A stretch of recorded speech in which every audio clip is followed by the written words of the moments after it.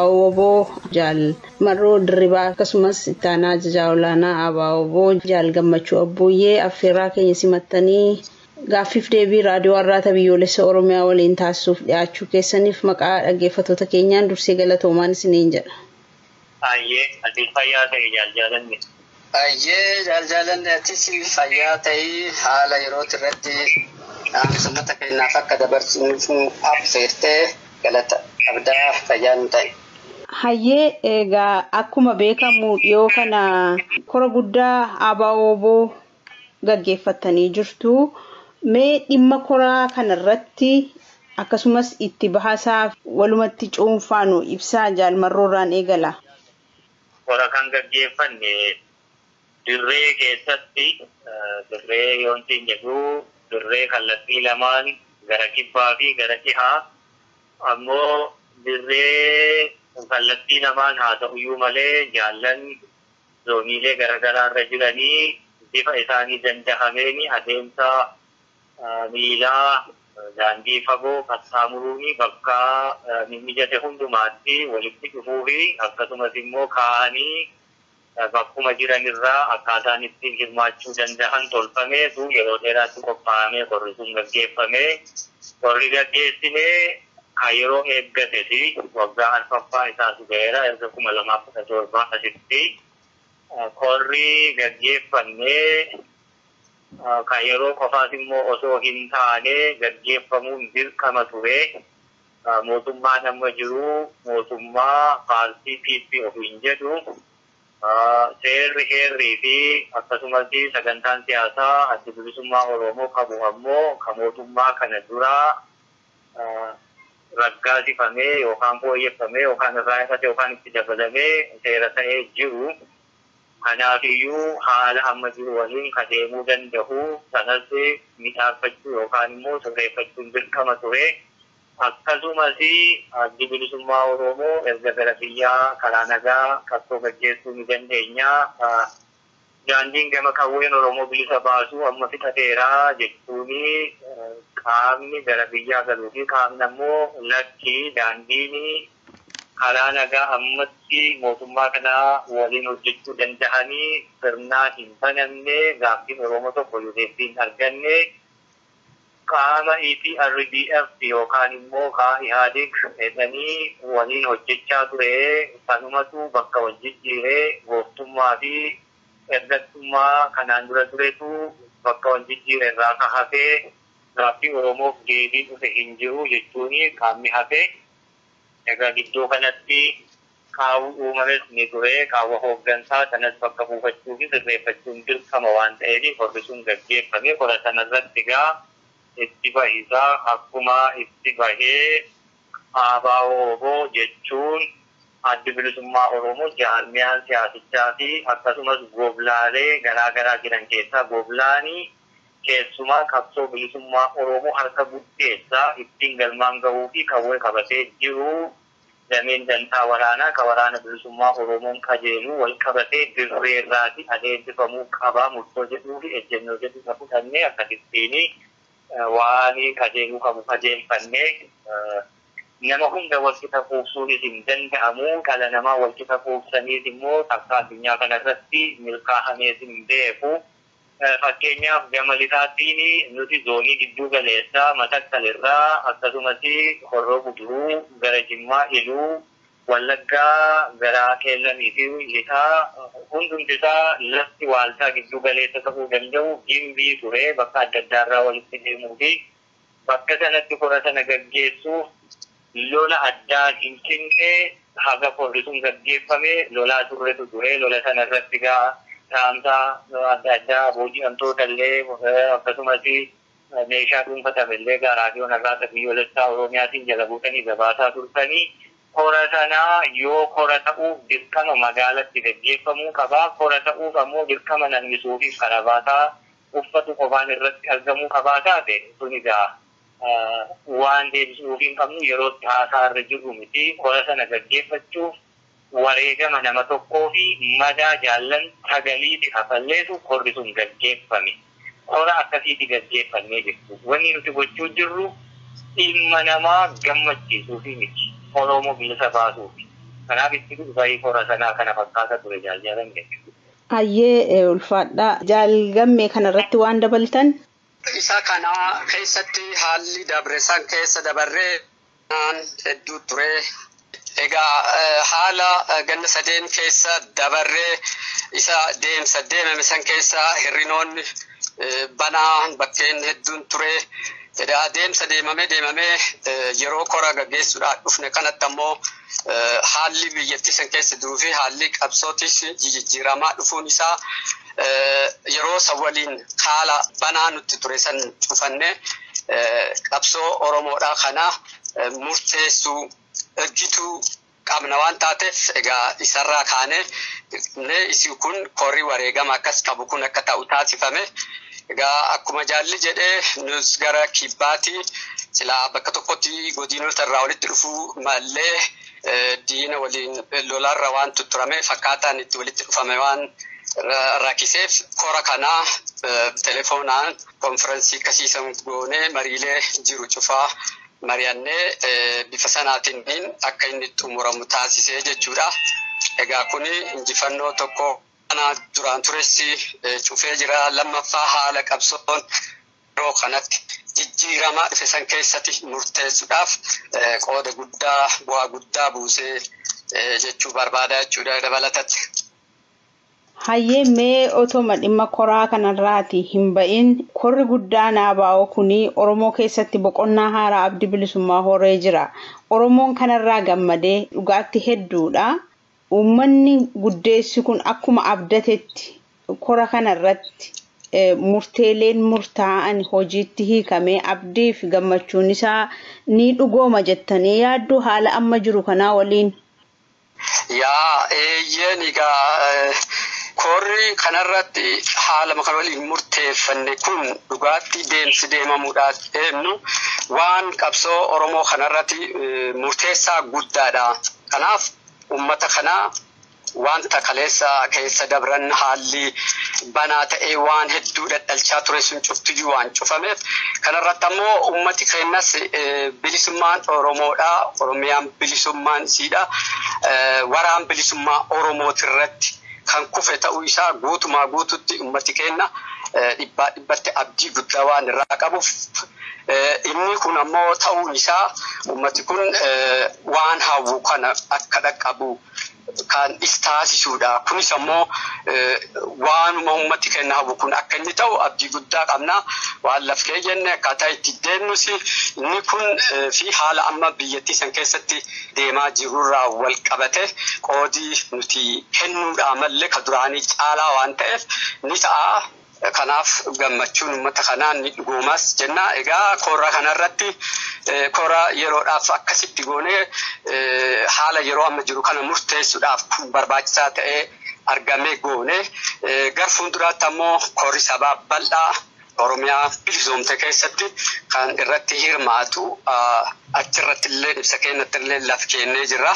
Kanaaf ummati kun waan inni hawwe sun dhugaatti bakka gahaa jennee kan guutumaa guututti dubbachuu dandeenyu mul'atoon adda addaa eegasan iyyuu ta'amee cuftuyyuu ummata kana waan inni hawwisan itti mul'isee jira jechuudha. Kan ammoo dhugoomsuudhaaf ummata keenya waliin ummati keenyas qooda guddaa kennee akka inni dhugoomu abdii guddaa qaba jechuudha. Dhaggeeffattoota raadiyoo Arraata Biyyoolessa Oromiyaa gaaffiif deebiin ajajoota adda bilisummaa Oromoo waliin kallattiidhaan dirreerraa taasisaa jirru ammallee akkuma itti fufetti jira. Nu waliin tura.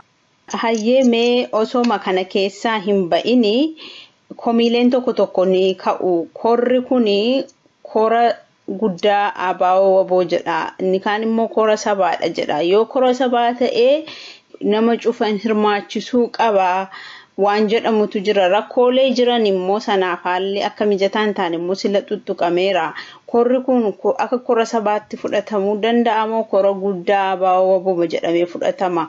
Kanarratti waan ibsitan jira jaalmarrootti hin deebi'amma.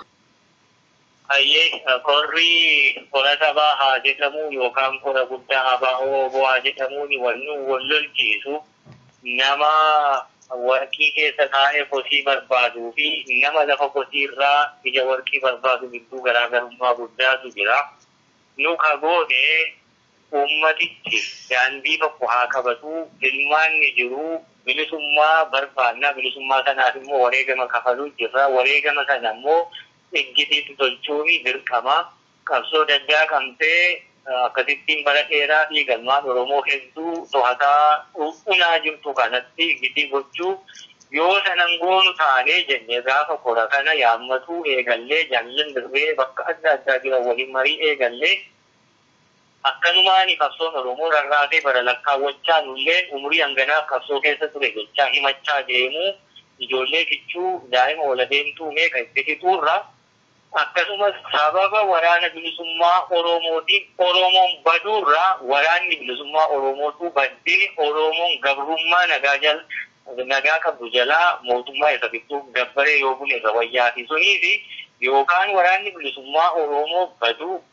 yookaan ammoo waraanni bilisummaa Oromoo badiinsa uummata Oromoof sababa ta'uu osoo hin taane Oromoo gararra bilisummaa oofuu jennee dubbisenne kanaaf iyyuu qora sabaatimoo qora abaa Oromootimoo sanaa miti amma dubbiin waan dandeenye qabsoo nurraa eegdu qabsoo bilisummaa Oromoo fi haga isheetu muraa wareegama lubbuu kafalluutti waan hojjetamuu qabu hojjechuu qabna jenneetu kana hojjenne waan hojjenne kana ummata keessaa kan hirmaachise qabna guutummaatti immoo harka 51 ka qabu waraana bilisummaa Oromooti kan gaggeessine ammoo biyya keessatti keessaan iccitiin namoonni irraa hirmaachuu dandeessan kottaa irratti hirmaattaa inni uummati iccitiin waliin hojjetuu fi waan kana itti dhiyeenyaan quba qabu irraa hirmaateera hirmaannaa sana silaa miidiyaa gabbaasuun hin barbaachisuuf malee haala ittiin dhahannee qoricha ittiin qotanne kanaafuu waraanni bilisummaa Oromoo dhiigni inni dhangalaasu saba Oromoo fi kan inni bahe immoo ilmaan Oromooti Oromoo keessaati kanaafuu abaa Oromootitti qora sabaa Oromoos ta'e bakka inni bu'aa jechuudha yoo kana mormuu jiraate sababa ittiin mormuu hin qabu mormuuma waan qabuuf taa'ee yeroo dheeraa taa'ee mormuu danda'u sa'aatiif waan qabuuf nama akkasii kabee haaratee ka'iin dammaqsaa hin dammaqsuuti isa sana warruun dubbii sana fedhuuf dubbii sun dhiisnee uummati Oromoon bal'aan garuu isa sana akka irraa gammade arguu jirra gammachuu sana ammoo qora sana irratti waan murteeffannee kaane kaleessa qabsoo dandaa kamtu gargar babbaatee dameenii bakka adda addaatti daakamaa turte sana itichine gar tokko qajeelchine har'aa firii sanaa akka Oromoon argu gochuutti jirra maqaa koraa baluu sanaa miti sun pirootokoolii isaa Oromoon boru biyya bilisa taate keessatti yookaan ammoo gaafa isaa mijetti akka taate mijettetti maqaa wal mormee itti murteeffachuu danda'a har'a kan nuti goone garuu qabsoon badiinsa irraa dandamatte waraanni bilisummaa Oromoo ofirraa ittisuurra darbee gara haleeluutti akka cehutti taasisuuf kana hojjennu kun ammoo Oromoo hin gammachiisne hin qabu Oromoon kanatti hin gammanne ammoo diinammoo akka diinaatti ofirraati achumatti halaalatti ofirraa eeganii ammoo bofa dhakaa jalaa bofa afaa jalaa bofti dhakaa jalaa fagoo ofirraa eeganii bofa afaa jalaati rakkooni ka akkasii keessaa summii facaasu yoo jiraate immoo suudhi maatiin nama tokko haatiif abbaan ilmaan 3-4 qaban keessayyuu namni muuf ittiin jedhan gadheen hin dhalataa qaama qabsoo bilisummaa saba kamii keessayyuu ni jiraataa jechuudha. Hunda itti quufuu danda'u nama akkasii waan bakka bu'u jechuun dandeenyu siin jedheera. Lubbuu daa'ima kichuu lubbuu umurii lafee dhiiga itti gabbaruu caalaa immoo wanni nu gochuu dandeenyu jirtu jechuu Oromoo. Kuniifiyyuu qorri abaa Oromoon gaggeesse qora sabaa haa xiqqaatu haa guddatu waggaa 4 deemu sana bakka bu'uu ni danda'a. Hayyee jaallammeen yoo waan jechuu barbaadan jiraate carraan isinii kenna. Haalli yeroo kun keessa jiru haalli qabsoon keessa jirtuuf haalli arjiisuun keessa jirtu walumaa galatti waa'ee dhimma qabsoo Oromoodha murteessuun dirqama ta'a kanaafiyyuu haallichi deemaa dhufee akka kanaan duraatitti baroota duraan dabran irratti garasitti akka hin geessineef dirqiitti qabsoo bilisummaa Oromoodha kana dandamachiisuudhaaf jecha yeroo dheeraa eeggatti yaadame booda taa'ame bifuma akka kanaatiin xumuramee jechuudha. Kanaaf akkuma jaalli kakaasettiin laaf kaa'uu barbaada. Kanaafuu wanti guddaan tokko kan nuti ilaalle jaallan qabsoo walumaa galatti irratti maatan ilaalan haalli deemaa jiruu fi haalli wareegama baasnee wareegama ulfaataa baasaa jiruu fi deemaa jiru kun walumaa gala gara qabsoo Oromoodhaa xumura isaatti fiduu osoo hin taane qabsoo Oromoo kanaayyuu diidumatti gatuun fakkaatee mul'atte. Kanaafuu hir'inoota jiran san guuttachuudhaaf bifa sanaasittiin taa'ee jaallan murteessanii jechuudha. Hayyee gaariidha. Kan biraa qabxii tokko jaalgammeessiniif itti fufaa. Hogganni waraanaas ta'ee hogganni qabsoo kanaa dirreerraa ta'uu qabaa jedhamaa tureera. Amma garuu muudamni tokko alatti kennamaa jira. Kuni akkamittiin ta'aa waan jedhamutu gumgumama. Kanarratti illee yoo nu ibsitan. Yaa isa kanas gaafuma sanarratti dubbatamee himamee jira jechuudha. Qaamni alatti hojjetu kun qaama dirree jiru ajaja olaanaa waliin kan hojjetaa jiru. Isa santu qajeelchaa isa santu akka inni hojii isaa raawwatu taasisa. Kanaafiyyuu direct akkuma nama dirreedhaa hojjetameetti kan ilaalamu jechuudha. Maaliif namni dirree jiru bakkoota barbaachisaa ta'e gahee waan silaa hojjechuu hin danda'u. Isa kanarraa kan ka'e akkasitti akka hojii raawwatamtu murteeffamee jechuudha. Kanaafuu bifa akka sanaatittiin yoo hubatame qajeellan hubatame gaariidha jechuu barbaada. Ayyee jaalmarroofini gaaffii kan biraa qaba. Gaaffiin kun illee gaaffii wal dhahaadha. Komeedha. Komee ala kana gumgumamudha garuu gaaffii amma maaliif hogganni ala muudama waan jedhuun wal faallessudha. Ammoo uummanni akka dhugaa jiru hubatuuf akka qulqulleessitaniif isin gaafachaa jira. Namoonni biyya alaa kana keessa jiran keessattuu jechuudha. Gumgummii fi sodaa yaaddoo qabu. Maalidha? Hogganni hunduu, dirqamni hunduu, hojiin hunduu yoo dirreerraa ta'e nuti qabsoo kana ala baanaa waan jedhamutu immoo jira karaa biraadhaan. Kana akkamittiin wal simsiistu? Hayyee fayyaa ta'e qabsoon bilisummaa Oromoo uummata miiliyoona 50 sanaa olii gaggeeffamaa jiru uummatichuma keessa jira. Yaaboo namni dirree keessatti wareegama kafaluu jiru, uummata isaa keessatti wareegama kafaluu jiru, bakkuma qabsoon sun jirtu jira.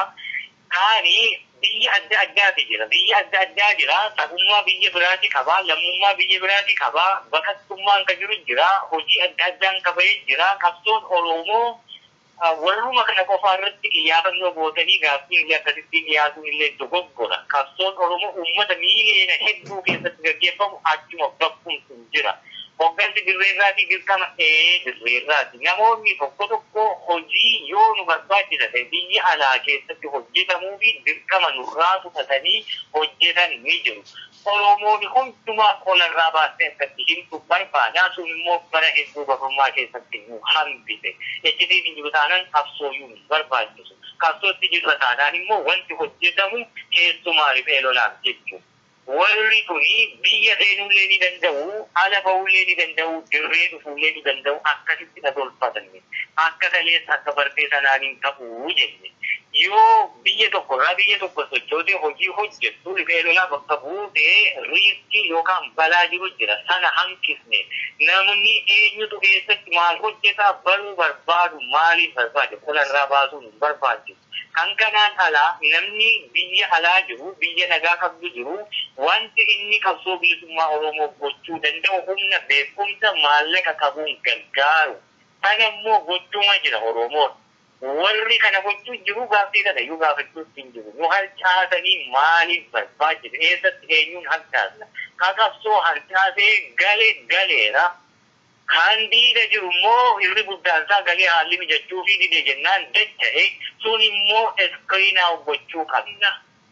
Caalallee akka amma tolchanne kanatti abbaa dhaabbata sirrii qabu, dudduubbee gaarii qabu, qabsoo kana keessatti jechoomina qabu, amma adiyyuu jaalanne hojii jirta. Wanni si harcaasne eessatti harcaasee hojii makee hojjechuu jirta. Akka tiraansipoortii egeree dambalii kanneen qeerroo bakattoota jaarmiyaa biyyoota adda addaa warri kun hojii mataanii jira. Akkuma kaleessaa harka Wooboo deeggaruu cinaa dhaabbachuutti jira. Warri akkanaan ogeessu eessarraa baabura sakamirraa akka harcaanii baaburichuma qoran isaan beeka. Kanaaf iyyuu qabsoo waan akkasii guddaadii akkasii uumanii bara baraan akkasii lafarra harkifachaa dhiiga ilmaan Oromoo hedduu soorattu gochuudha hanqifne. Kun immoo cubbuu tokko iyyuu hin qabu. Kanaaf iyyuu wanni ani jechuu barbaadu namni qabsoo kanatti as deebi'ee daandiin tokkittiin nu baastu kallattii amma waraanni bilisummaa Oromoo qabate jedhu iddoo barbaachisaa ta'etti hojii waraanni bilisummaa Oromoo itti kennu dalaga. Gargaarsa qabsooti jechuun kan kanarraa hafeeho nu harcaasanii hooggana nu dhorkatanii wanni nu hoogganuu jirru hin jirtu bo dhiiga ilmaan Oromoo dhangala'u madaahee raammoo baasuu jiruttidha iddii gochaa jirra. Suni aangoo miti.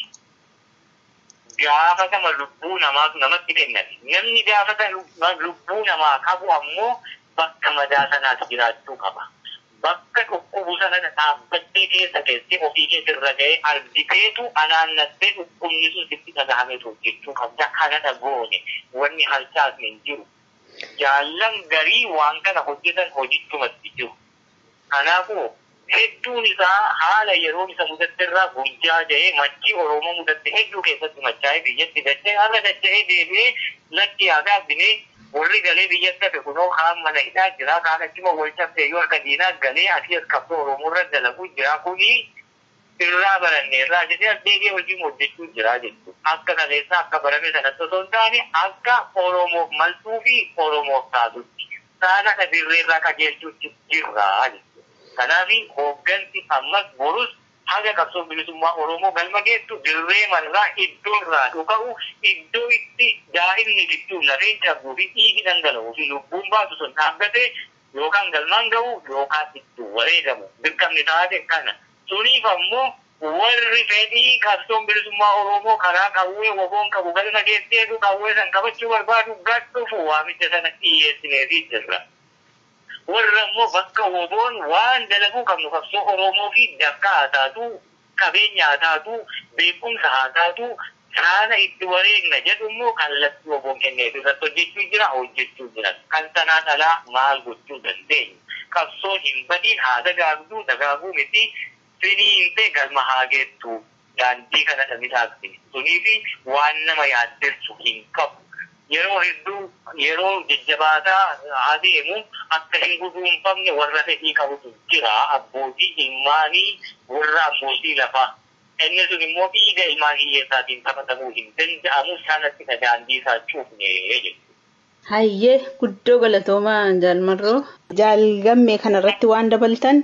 Galata waama gabaabaa tokkotti daruu fedha jechuudha. Hayyee. Dhugaatti yoo dubbanne yoo ilaalame yoo poozitiivlii namni cufti kan ilaalu taate qabsoo yogguu gaggeessani qabsoon bifa maraatiin gaggeeffamaa jechuudha. Kana eenyurraa illee dhokataaniti. Qoraan tokko agartee yoo ati hin bobeessaa itti hin haara malee hin boba'u. Yoo ammoo qoraan dhibii itti goote boba'aa jechuudha. Kanaaf waraanni bilisummaa Oromootis qooda uummata kennaa kennuu danda'u san yoo hin kennin taate duratti tarkaanfachuunis bakka silaa jennu kanas ga'uu hin danda'amu. Kanaafuu namuu qooda qabsoo kan keessatti kennu qaba. Hojjetaa jira. Gar fuulduraattis waan danda'ame maraan kana gabbisuun humna godhuu fi biyya keenya dhuunfachiisuu keessatti akkuma silaa bakkuma jiranii fi akkaataa itti hojjetan cufattuyyuu ni hojjetu jechuudha. Egaa waanta yeroo dabre jechuun gannoota sadeen dabre kan keessatti qoodii uummata keenyaa kan biyya alaa jiran qooda guddaadha jechuun danda'a. Akka hirmaannaan isaa guututti dhibbatti hirmaate jechuu baannes haala rakkoo san keessaa nu baasuu keessatti nu bira dhaabbachuu keessatti qooda guddaa kennanii ammas hojjechaa jiran yeroo isaanii sanarraa qusataniiti. Waan silaa itti kenname san hojjetu jiran qabsoo Oromootiif hojjetu jiranii. So gar fuulduraatittis wanta barbaachisu cufaanuu qooda kennuu qabamu cufaayyuu qabsoodha godhan qabsaa'otuma isaanis inni kaan lubbuu isaa kennee inni kaan ammoo qabeenya isaa kennuu qaba Oromoodhaaf. So inni kenne sunis qabsoo keessaa qooda guddaa qaba qooda olaa. Yen kanaafu akka haalli amma jiruu fi haalli duraan ture gargari. Kanaaf haala amma jiru kana keessa profesorota hedduu akka hin qabnetti namni akka inni hojjetu godhamaa ture hojjetaatis jira. Namni keessa hamfamu jiru borus hin hambifnu qooda kennuu danda'an hedduudha. Akkuma waamicha goonetti irratti dhufanii waliin qooda kennuu danda'u achis taa'anii waan diinagdeedhaanis yaadaanis waan biyya alaatti hojjetamu hedduu hojjechuun qabusi dirqama isaaniiti. Namni isaan geessus hin jiru. Qabsoon kan uummata Oromooti. Namuu qooda isaa bahaa jira. Wal caalmaan isaa waraanni bilisummaa Oromoo lubbuu isaa qaalii kennuuti beela'uuti dheebochuudha. Kana kan gadi hafe ammoo qabeenya isaa danfee argate sana qabsoo sanaaf gumaachaa jira. Kanaafuu irratti hirmaataa jiranii. Ammas borus warri hafes irratti hirmaachuu qabu. Wanta sila qabsootan fuulduratti tarkaanfachiisu cufaayyuu gama dirreetinis walitti hidhatanii hafe waan nurraa hafe cufaayyuu godhuus qabu. Namuu moggaatti hafuun qabu. Yoo namni kun cufti waan danda'u cufaan hirmaate qofaadha. Amma waan ta'ennee laf kennee kunoo tanaa jiraa jennu kana dhugoomsuu dandeenya. Kanaafuu akkasitti hubachuu qabu jedhaan illee dabalataan. Tolee ulfaadhaa fayyaa ta'a. Dhaggeeffattoota keenya sagantaa keenya caqasaa akka jirtan abdii qabna. Gaaffiif deebiin kun ammallee akkuma itti fufeetti jira. Isinis nu faana tura. Mee amma gara injifannoolee waraanni bilisummaa Oromoo gonfateetti deebina. Waboon lafoota hedduu to'annoo isaa jala oolfataa jira. Kun immoo waan hedduu nama gammachiisudha. Lafoota to'ataman kana akkamiin harka waraana bilisummaa Oromoo fi uummata Oromoo tursuu irratti hojjechaa jirtu? Uummanni Oromoo akkamiin kana milkeessuu keessatti gahee isaa ba'ata maal gochuu qaba jettu? Jaalgammeetti naaf uffaa. Yaa egaa eegumaa horfeellee kana murteessineen boodatti murtiin achitti dabre keessaa lafa diinni harkaa qabu ganna 151 olitti sirna impaayera dulloomaa kan afaan qawweetiin qabatee jiru kana humnaan buqqisu kalees qabumaan nuqamtootanii qabumaan buqqifna innetti wareegama agas kan cufetti baasaa jirra. So kaleessa waan daddabree ganna 3 keessatti akkaataa itti tooftaatti fayyadamaa turre walqixaa wal keessa yaa'aa turre amma mogunkumaa bakkoota jirru san keessaa miti Oromiyaa guutuu keessaa qulqulleessuu ka jedhu duula kallattii maqaa itti moggaasuudhaan gara lixaatiin duula Jaallaggeessa Wagii gara kibbaatiin immoo Eelammoo Qilxuu akkasumas immoo gara kibba bahaatiin Jaalnadhii Gammadaa jennee moggaafne. Inni kun lafa duraan keessa waliin hanga tokko waliin keessa turre san keessa diina haxoofne baasuudha. Isa kana keessatti egaa milkoomnee jirraa jechuudha. Qorshiin kun ittuma jira. Uummati keenya waan kana dhugoomsuu keessatti akkuma duratti dubbadde namni cufti qooda keessaa qaba. Uummati keenya ka biyya alaas jiru ka biyya keessa jirus qooda guddaa kennuu qaba. Qooda guddaa waggaa kenne waan jenne sun dhugoomsine Oromiyaa guutumaa guututti dhuunfachuu dandeenya waan taateef ka biyya keessa jiru waan cufaanuu nu bira dhaabbataa jira. Kan caalaa daran itti jabeessuu qaba. Qeerroon waan godhaa jiru jira. Innis kanarra jabeesse waraana kana waliin ta'uudhaan diina kana buqqisnee Oromiyaa dhuunfachuudhaan uummati keenya gabrummaa bara dheeraatii fi boo'ichaaf gadadoo hidhamaa ajjeefamuu san keessaa bilisa bahuu qaba. Kun ammoo wareegama ulfaataa nu feesisa. Wareegama ulfaataa kana baasaa jirra. Uummati keenyas kana baasuu qaba. Kana dhugoomsuu keessatti egaa uummati keenya ofitti murteessuu qaba. Waraanni bilisummaa Oromoodhaa keessattuu warri biyya hambaa jiran waraanni bilisummaa Oromoodhaa lubbuu isaa qaalis kennaa jira, ittis beelaa jira, ittis dheebotaa jira, ittis injiraa jira. Kanaaf uummati keenya ka biyya hambaa keessatti addatti jiru waa duula kana dhugoomsuu keessatti innis duula kana ofitti fuudhee beela'uu qabaachuudha. Ji'a tokkoofis ta'u beela'uu qabu hoggaan jedhu bajeta silaa ji'atti ramadatu san xiqqeessee beela'ee gumaata bilisummaa Oromoodhaa kan biyya Oromiyaa dhuunfachuudhaa kana bahuu qaba. Wanta kanarraa addatti ammoo injifannoolee kana biyyoota addunyaatti agarsiisuu keessattis qooda guddaa godhuu qaba. Hirmaannaan uummata keenyaa yoo guddaa ta'e bakka hawwine kanaa fi fuula hawwine kana ga'uu dandeenya.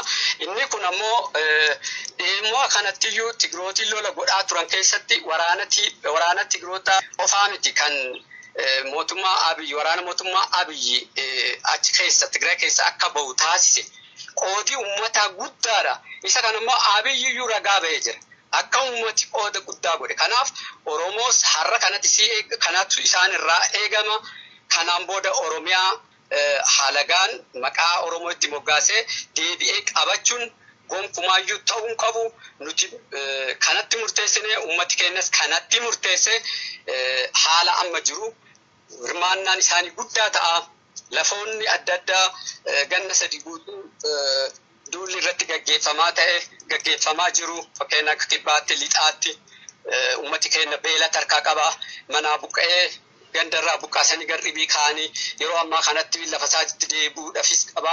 San maleeyyuu nyaataa dhugaatii tokkollee hin qabu. Waa'ee miidhama guddaa keessa jira. Isaan kanas deebi'anii uummata kana akka isaan qubatan yookaan beela kanaaf akka isaan akka addunyaan dhaqqabduuf Oromoonni guutuun kanarratti hojjechuu qabdi jedhaa Jaalmarroon itti adaru kaafe. Hayyee Jaalmarroo. Hayyee gaarii boofayyuu ajjeesuu fi murtii qofa gubbee dhiisee biyyee arraabee ka'uu akka danda'u jira. Oromoon ammaatti gooftii biyyee arraabee ka'ellee 2018 kaasee agaasaa jiru mudate Oromoon ofirratti hin beeka. Amma duulli adeemaa jiru kun kan waraana bilisummaa Oromoo qofaa miti uummanni Oromoo hedduun illee wareegama kaffalaa jira. Keessumaa qeerroo fi qarreen waraana bilisummaa Oromoo waliin wal qixaa wareegama kaffaluu jiranii. Waraanni bilisummaa Oromoo bakkoota to'annaa isaa jalatee oolchuu jiru. Bilaasuu keessa taa'ee tiksuutti hin jiru. Reefu tokko jennee eegaluutti jira. Waan kana qulqulleessuu waan ta'eef gara fuulduraatti adeemuutti jira.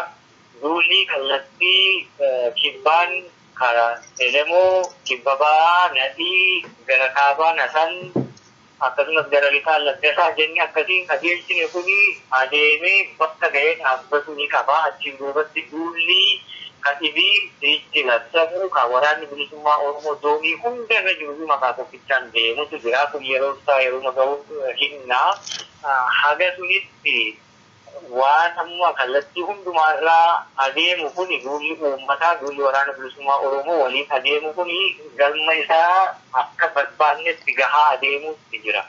Bakkoota kanatti uummanni Oromoo waraanni bilisummaa Oromoo sila waan gochuu qabu dirqamni isaa itti kenname hojiitti hiikuutti jira.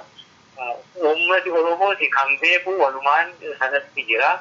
Uummanni Oromoo keessa jiru keessumattuu lafa waraanni bilisummaa Oromoo humna diinaa irraa kaasee bira darbee dhiphachuutu irraa eegama. Kan namti jedhee boofti suniin mataa dhahamu akka lammataa birgee arraabee hin taane tolfamuutu irra jira.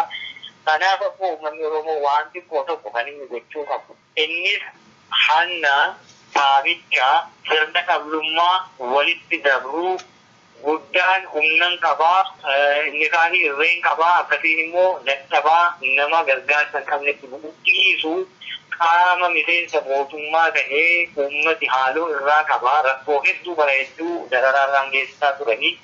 Egaa harreen nama dhiibbeef deebisanii harreen dhiisanii harreellee akka nama dhiibtuu uumamumaanii qottee ittiin nama dhiibtu rabbi kenneefi namni immoo deebi'ee akka kanan goone sammuu kenneefi kuni warra kanarratti haaloo bahuu jalqabuuni Oromiyaa gara hin taanetti qaboofu diinillee ka barbaadu sanuma uummanni Oromoo naannolee akkasii jiraatu tajaajila uummataa kanneen kennan kan akka hospitaala yookaan buufata fayyaa, mana baankii, ibsaa, teelee, mana barnootaa, waajjira qonnaa fi waajjiroonni biraa hedduu tajaajila uummataa kennanii qaamni mootummaa garuu warra sana abiyuus godhee yookaan misiis godhee akkaataa hin malleen fayyadamee ittiin uummata miidhaa ture uummati deebi'ee yoo balleesse ofum balleessuu ta'a waan ta'eef isaan kana dhiphachuudha qaba.